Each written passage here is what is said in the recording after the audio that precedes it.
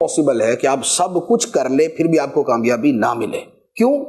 اس لیے کہ فعال لما یرید، اللہ وہ خدا جو چاہتا کرتا ہے.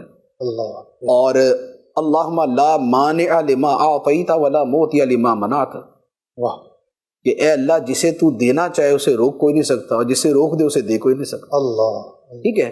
یہب لمن یشاء، جسے چاہتا ہے عطا کرتا ہے.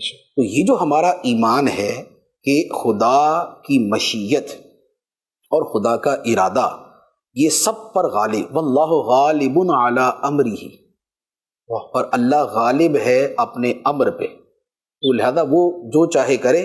اللہ یبسط الرزق لمن یشاء ویقدر، اور اللہ جس کے لیے چاہے رزق کو شادہ کر دے، جس کے لیے چاہے تنگ کر دے.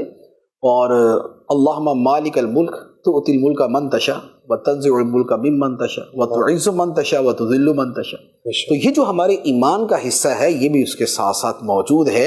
لہٰذا ہم اپنے جملہ اسباب کے ساتھ یہ ایمان رکھتے ہیں کہ ایک خالق اسباب بھی ہے، ایک مسبب الاسباب بھی ہے. تو ہمارا اسباب کو اختیار کرنا یہ ہماری حد تھی، اللہ اللہ، لیکن اس سے اس کا مطلوبہ نتیجہ پیدا کرنا یہ مسبب الاسباب کا کام ہے. خالق کل شیء، ہر شے کا خالق. واللہ خلقکم وما تعملون، خدا تمہارا بھی خالق ہے، تمہارے اعمال کا بھی خالق ہے.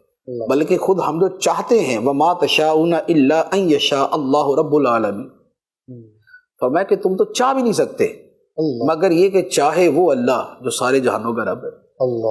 تو یہ جو ایمان کا ایک ہمارا اس کے ساتھ ایک عقیدہ، قطعی عقیدہ جڑا ہوا ہے، اس کو بھی ہمیں پیش نظر رکھنا ہوگا. ماشاء اللہ.